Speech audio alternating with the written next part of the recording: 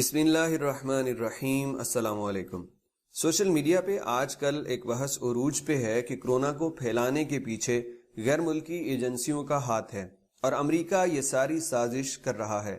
Corona آنے کے بعد پاکستان میں بہت سے لوگوں نے من گھڑت باتیں کرنا شروع کر دی، حتیٰ کہ کچھ پاکستانی عوام نے تو کچے پیاز اور لہسن سے اس کا علاج بھی نکال لیا۔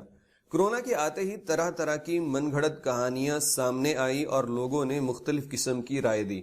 اس ضمن میں بہت ساری کنسپیریسی تھیوریز بھی سامنے آئیں اور آج کی اس ویڈیو میں ہم انہی تھیوریز کے متعلق بات کریں گے اور جانیں گے کہ ان کا حقیقت سے کیا تعلق ہے، کیا یہ سچ ہے یا پھر ہمیشہ کی طرح آپ کو گمراہ کیا جا رہا ہے۔ سب سے پہلے جو جواز پیش کیا جاتا ہے کہ کرونا کو پھیلایا گیا، وہ سمپسن کارٹون کا ایک سکرین شاٹ ہے جس پہ کرونا وائرس لکھا ہوا ہے اور ساتھ یہ بھی بتایا گیا کہ یہ بیماری کھانسنے کے ذریعے پھیل رہی ہے۔ دراصل اس ویڈیو کو زبردستی کرونا کے ساتھ جوڑا جا رہا ہے اور اس سکرین شاٹ کو فوٹو شاپ کے ذریعے ایڈٹ کیا گیا اور سوشل میڈیا پہ فیک کنسپیریسی بنائی گئی۔ یوٹیوب پہ بہت سے چینلز موجود ہیں جو سمپسن کے حوالے سے کسی بھی ایپیسوڈ کو توڑ مروڑ کے کہیں نہ کہیں کوئی نہ کوئی کنسپیریسی بنا ہی لیتے ہیں۔ ایک حوالے کے لیے بتاتے چلیں کہ سمپسن کارٹون کے متعلق بہت سے یوٹیوبرز یہ ثابت کرتے آئے ہیں کہ یہ کارٹون فیوچر جانتے ہیں۔ ان میں سب سے بڑا شوشہ اس تصویر کے ذریعے چھوڑا گیا جس میں سعودی بادشاہ شاہ سلمان بن عبدالعزیز، مصر کے صدر سیسی اور ڈونلڈ ٹرمپ کسی سمٹ کا افتتاح کر رہے ہیں، اور اس کو جوڑا گیا کہ 2002 میں یہ پریڈکشن سمپسن نے کی تھی۔ حالانکہ حقیقت یہ ہے کہ اس سمٹ کے افتتاح کے ایک ماہ کے بعد دی سمپسن نے ایک یادگار کے طور پہ اس تصویر کو اپنے فیس بک پیج پہ شیئر کیا تھا۔ اس کے بعد ایک اور تھیوری یہ بھی بتائی گئی کہ جیسے ہی موسم گرما شروع ہوگا اس بیماری کا اثر کم ہو جائے گا اور وائرس کمزور ہو جائے گا۔ کچھ حد تک اس بات کو مانا جا سکتا ہے، جیسے کہ ڈونلڈ ٹرمپ نے بھی اپنے ایک بیان میں کہا تھا کہ تھیوری کے مطابق گرم موسم میں وائرس کا اثر کم ہو جائے گا اور میں امید کرتا ہوں کہ ایسا ہی ہو۔ کرونا کے متعلق اگلی کنسپیریسی جو بنائی گئی وہ یہ ٹویٹ ہے جو 2013 میں کسی ٹویٹر صارف کی جانب سے کی گئی، جس میں بتایا گیا کرونا وائرس از کمنگ۔ بہت سے لوگوں نے اس ٹویٹ کو بھی اپنی تھیوری کا حصہ بنایا اور اپنی اس رائے کو مزید تقویت دی جو کرونا وائرس کو انسان کا بنایا وائرس قرار دے رہے تھے۔ حالانکہ کرونا کوئی نئی وبا نہیں ہے۔ سارس نامی بیماری بھی کرونا وائرس کی ہی ایک قسم تھی اور موجودہ کرونا وائرس کی قسم کو COVID-19 کا نام دیا گیا ہے۔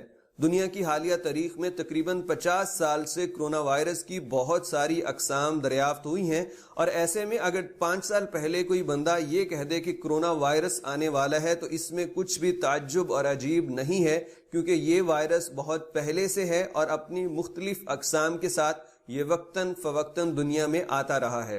ایک اور بڑی کنسپیریسی ان دو کتابوں کی وجہ سے پیدا ہوئی جن کی وجہ سے عوام میں کرونا کو پھیلانے کے متعلق یقین پیدا کرنے کی کوشش کی گئی۔ یہ کتابیں اینڈ آف دا ورلڈ اور دا آئیز آف ڈارکنیس کے نام سے مشہور ہیں۔ اس کتاب کے ایک پیج پہ ووہان کو مینشن کیا گیا اور لکھا گیا کہ یہ ایک خطرناک ہتھیار ہے جس کو اس شہر کی ایک لیب میں تیار کیا گیا اور اس کی وجہ سے اموات کی شرح 100% ہوگی۔ بلا شبہ کرونا کا آغاز ووہان شہر سے ہی ہوا تھا، لیکن اس کی اموات کی شرح صرف 2% ہے اور اس کے مطابق کوئی شواہد نہیں ملے کہ اس کو لیب میں تیار کیا گیا ہو۔ مزید یہ کہ کتاب میں ہتھیار ووہان شہر کو کہا گیا تھا، نہ کہ ووہان سے آئی بیماری کو۔ اس سے صاف ظاہر ہوتا ہے کہ اس کتاب میں بھی کوئی پریڈکشن واضح طور پہ موجود نہیں تھی۔ گزشتہ دنوں ایک سعودی زید العمری نے سعودی چینل 24 پہ بیٹھ کے طیب اردگان اور ترکی پہ اس وائرس کو پھیلانے کا الزام بھی لگا دیا۔ مزید ایک ٹرین کے متعلق بتایا گیا کہ اس میں کرونا وائرس موجود ہے جسے دوسرے ممالک میں بھیجا جا رہا ہے۔ کسی نے لکھا کہ اوباما نے چین کو یہ وائرس بیچا تھا تاکہ چین اس کا تجربہ کر سکے، تو کسی کے کمنٹ یہ ہوتے ہیں کہ کرونا وائرس چائنا نے ہی بنایا تھا تاکہ دنیا کو تباہ کیا جا سکے، تو کوئی کہتا ہے کہ یہ وائرس امریکہ نے بنایا ہے۔ حالانکہ دیکھا جائے تو سب سے زیادہ نقصان چائنا کا ہوا اور اس وائرس کا موجودہ گڑھ امریکہ خود ہے، اور چائنا کے بعد امریکہ کی اکانومی کو سب سے زیادہ نقصان ہوا۔ ڈونلڈ ٹرمپ نے اپنے ایک حالیہ بیان میں اس بات کا اظہار بھی کیا کہ ہم 2 سے 3 ماہ میں وائرس کا حل نکال لیں گے۔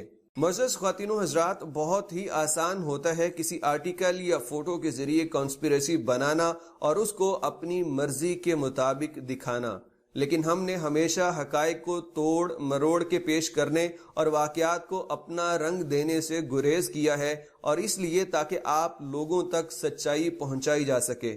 آج بھی یہ ایک کوشش تھی کہ ہم اس طرح کی فیک کانسپیریسی تھیوریز کو آپ کے سامنے بے نقاب کر سکیں۔ یہ دراصل جو دجالی میڈیا ہم سنتے رہتے ہیں، اس کے پیچھے بڑی محتاط انداز میں سازش کی جاتی ہے، اور مسلمان کا یقین اللہ اور اس کے دین سے ہٹا کے کارٹونز اور ایسے لوگوں پہ بنانے کی کوشش کی جاتی ہے جو لا دین ہے۔ آج ہم مسلمانوں کی حالت یہ ہے کہ آنکھوں کے سامنے کھڑا ہوا بندہ بھی ہم سے جج نہیں ہوتا، تحقیق نہیں کر پاتے یہ اصلی ہے یا نقلی، لیکن ہمیں 100 سال پہلے 150 سال پہلے کی کسی کارٹون یا کتاب کا حوالہ دے کے یہ بتایا جاتا ہے کہ وہ مستقبل جانتا تھا۔ دراصل یہ ایک سازش ہے کہ مسلمانوں کا یقین قرآن، حدیث اور اللہ کے نبی کی بتائی ہوئی باتوں سے ہٹ کے ایسے پریڈکشنز کرنے والوں پہ بن جائے، اور ہم دنیا کے آنے والے واقعات میں کیا ہونے والا ہے اس کو جاننے کے لیے قرآن کی بجائے ان مغربی لوگوں کی لکھی ہوئی کتابوں کا مطالعہ کریں۔ یقیناً جو بات میں آج آپ سے کر رہا ہوں یہ بہت واضح نہیں ہے، لیکن میری بات یاد رکھیے گا کہ اگر ہم نے اس محاذ پہ محنت نہ کی اور مسلمانوں کے ایمان اور یقین کو بچانے کی کوشش نہ کی تو ڈر یہی ہے کہ مسلمان کا ایمان ان مغربی لوگوں کی لکھی ہوئی کتابوں اور بنائے ہوئے کارٹونز پہ بنتا چلا جائے گا۔ اللہ ہمیں اس سے محفوظ فرمائے۔ آپ سب کے قیمتی وقت کا بہت شکریہ۔